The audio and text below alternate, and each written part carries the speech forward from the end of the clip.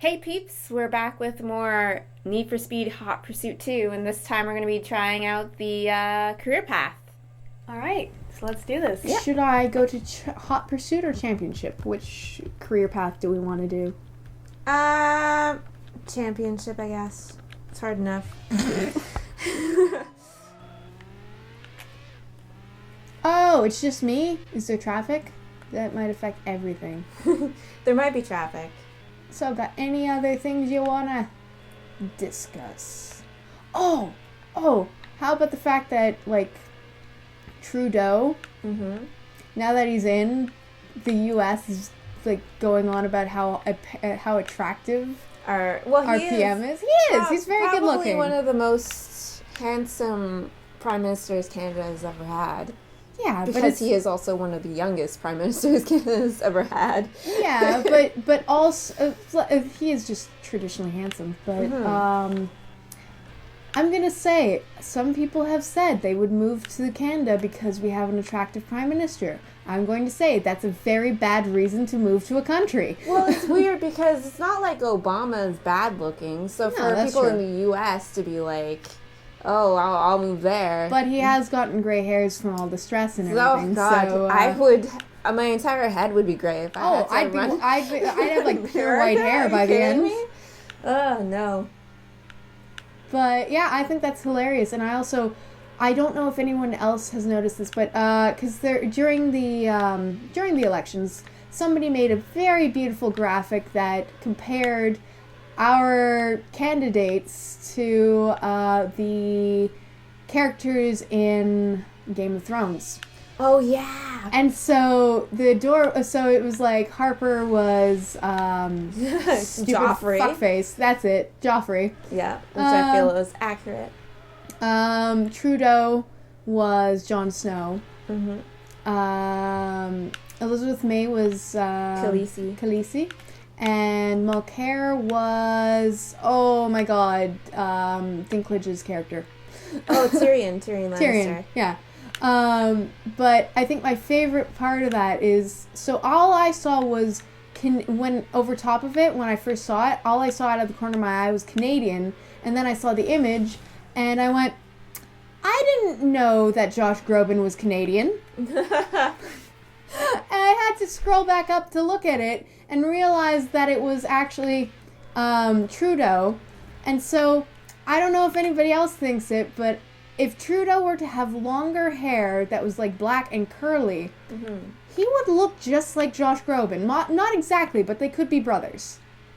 Yeah, they have similar features. I mean, I could see that. Okay. 302. I saved 1 second off my last one. Jeez. It's not as easy as it looks. I'm actually really mildly frustrated. And there's another one to the left again. Yeah. But yeah, so apparently we have an attractive prime minister, and I actually think he's going to do well. Yeah, I think so too. I have high hopes. Surprisingly high hopes. Right there. Oh, shit. Nope, I missed it. But it's actually funny because he actually did a thing at where I used to work. Okay, we're doing this now. Might as well. At this point. And it was my one day off that week. I think he shook my mom's hand or something that's cool. that. Yeah, because she held the door open for him, and he's like, "You're doing a great job," or something. You know, something super. Oh my God, he has a habit of doing that then. Yeah, because my brother's friend did the lighting for one of the debates. Well, I think it's something you have to do as a politician. You know what I mean? Yeah. It's just be super nice to everyone, But and it's be the like, wording. "I notice you, and you're important." It's the wording, because my brother's friend did the lighting for one of the English debates, and he ended up holding the door for somebody, and somebody turned into an entourage where you're like, oh my God, I'm never gonna leave because it's the Canadian way. Yeah. And it was 50 people, and at the very end was Trudeau, who looked him in the eye, shook his hand, and was like, "You're doing an amazing job. Keep it up." Yeah. And he was like, "Oh, okay then." So we now have 850, and I think the next car is 1,000. If you want to walk away with a medal, you'll have to finish in top 3. Oh, shit. So it's going to be against other people. Yeah, sorry. Ah. we have anything not political to talk about these days? I mean, we already covered the fest of the buffer. Mm-hmm. There is another YouTube one going on. I don't know if it's this week or next, or even if it's the week after that. I haven't been paying attention. I just get constant emails about it. Is New York StreamCon, I think it is.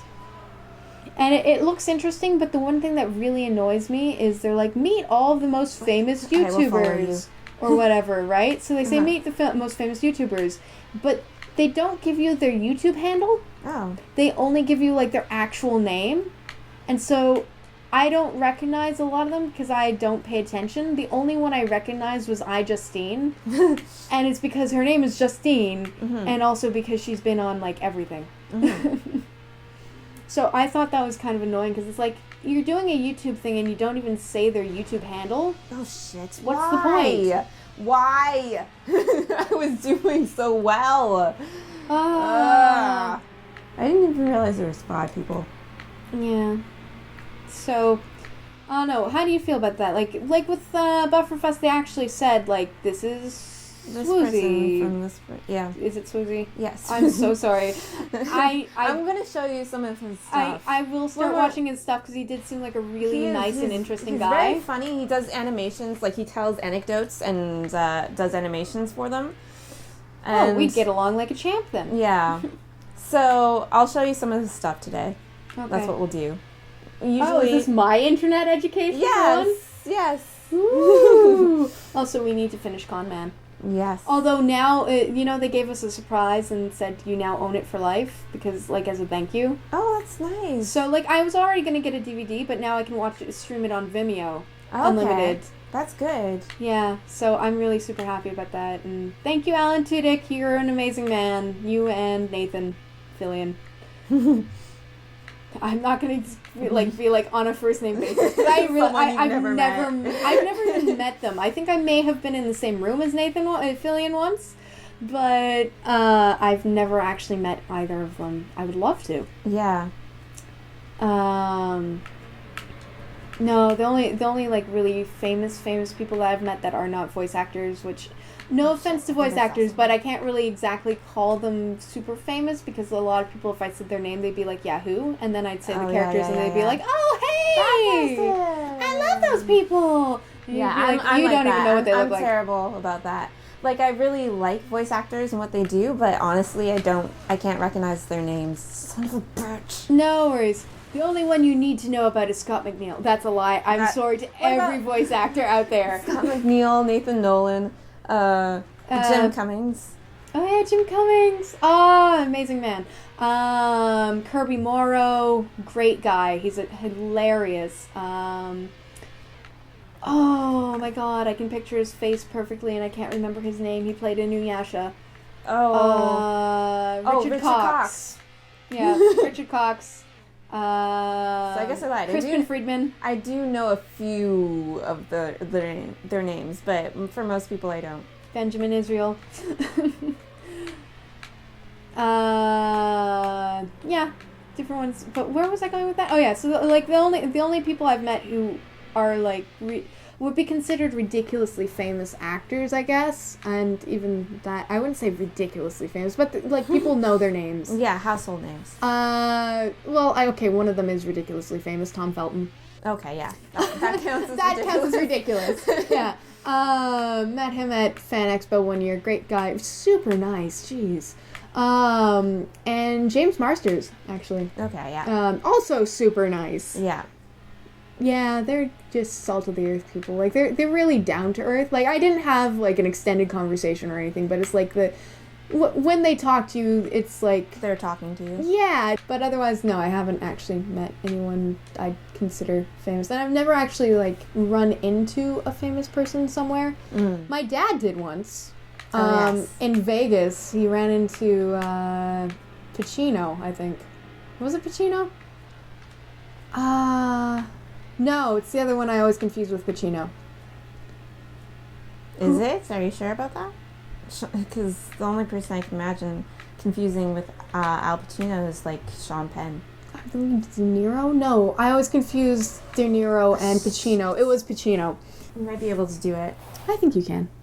Oh, you're passing it off? Well, yeah. Okay. I don't know that I can, but okay.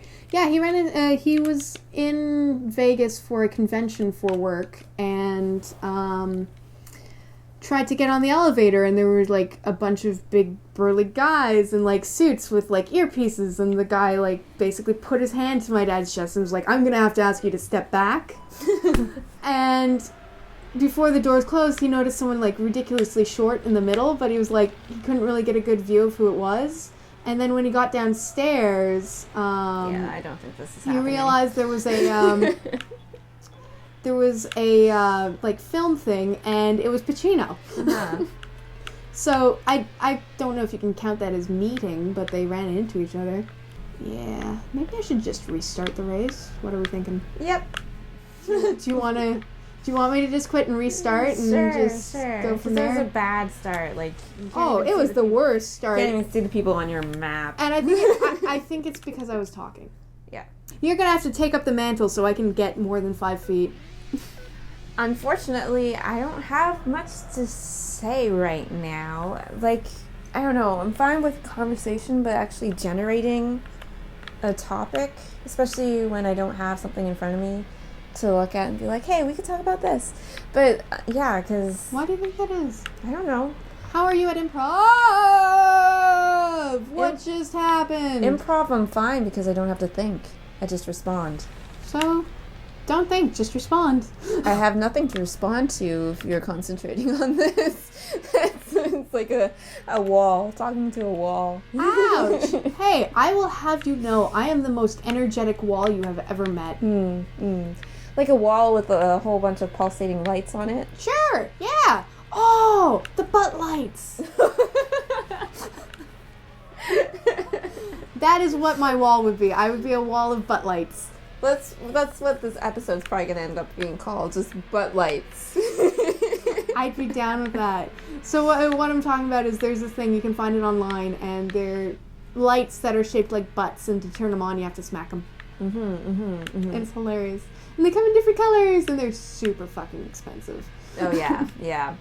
Insanely expensive for lights that don't give off much light. Yeah, they didn't look that bright. Like, you couldn't even read to it. And, like, yeah.